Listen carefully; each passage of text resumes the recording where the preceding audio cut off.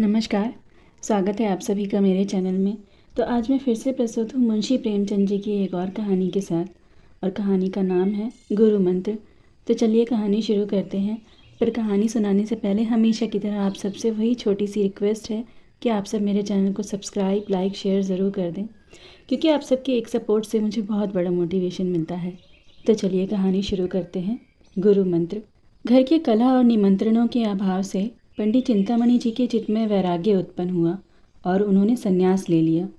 तो उनके परम मित्र पंडित मोटे राम शास्त्री जी ने उपदेश दिया, मित्र, हमारा अच्छे अच्छे साधु महात्माओं से सत्संग रहा है।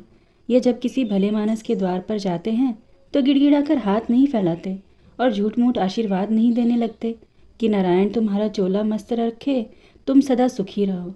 ये तो भिखारियों का दस्तूर है। संत लोग द्वार पर जाते ही कड़क कर हाँक लगाते हैं, जिससे घर के लोग चौंक पड़े और उत्सुक होकर द्वार की ओर दौड़े। मुझे 2-4 वाणियाँ मालूम हैं, जो चाहे ग्रहण कर लो। गुदरी बाबा कहा करते थे, मरे तो पांचों मरे। यह ललकार सुनते ही लोग उनके पैरों पर गिर पड़ते थे। सिद्ध बाबा की हाँक बहुत उत्तम थी। खाओ पियो चैन करो, पहनो गहना, पर बाबा जी के सोटे से डरते रहना। नंगा बाबा कहा करते थे, दे तो दे, नहीं दिला दे, खिला दे, पिला दे, सुला दे। ये समझ लो कि तुम्हारा आदर सत्कार बहुत कुछ तुम्हारी हाँक के ऊपर है।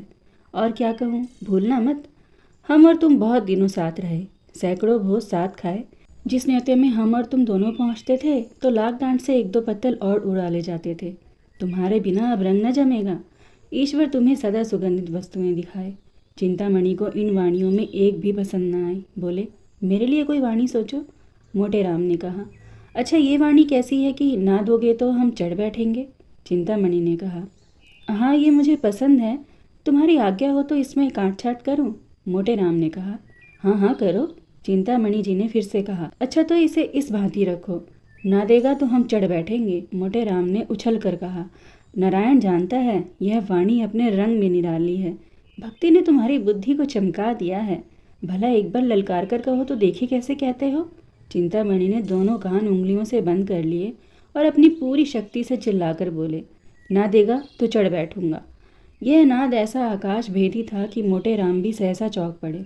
चमगादड़ घबराकर वृक्षों से उड़ गए, कुत्ते भौंकने लगे। मोटे राम ने कहा, मित्र, तुम्हारी वाणी सुनकर मेरा तो कलेजा कांप उठा। ऐसी ललकार कहीं सुनने में ना आई।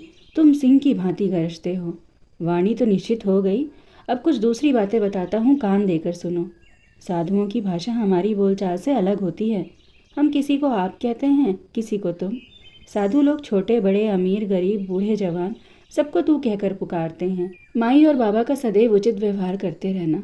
यह भी याद रखो कि सादी हिंदी कभी मत बोलना, नहीं तो मरम खुल जाएगा। टेढ़ी हिंदी बोलना, यह कहना कि माई मुझको कुछ खिला दे, साधु जनों की भाषा में ठीक नहीं है। बाकी साधु इस बात को यूं कहेगा, माई मेरे को भोजन करा दे, तेरे को बड़ा धर्म होगा। चिंतामणि ने कहा, मित्र, हम तेरे को कहाँ तक जस गावें, तेरे ने मेरे साथ बड़ा उपकार किया है। यूं उपदेश देकर मोटे राम विदा हुए। चिंतामणि जी आगे बढ़े तो क्या देखते हैं कि एक गांजे भांग की दुकान के सामने कई जटाधारी महात्मा बैठे हुए गांजे के दम लगा रहे हैं। चिंतामणि को देखकर एक महात्मा ने अपनी जयकार सुनाई, चल चल जल्दी लेके चल, नहीं तो अभी करता हूँ बेकल। एक दूसरे साधु ने कड़क कर कहा, अररररा धम, आए पहुँचे हम, अब क्या है गम।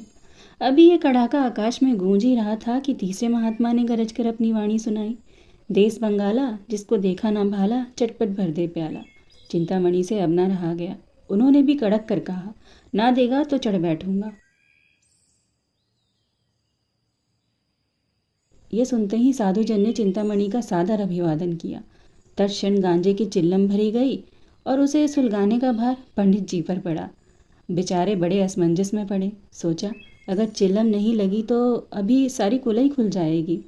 विवश होकर चिल्लम ले ली, किंतु जिसने कभी गांजा न पिया हो वह बहुत चेष्टा करने पर भी दम नहीं लगा सकता। उन्होंने आंखें बंद करके अपनी समझ में तो बड़े ज़ोरों से दम लगाया। चिल्लम हाथ से छूट कर गिर पड़ी।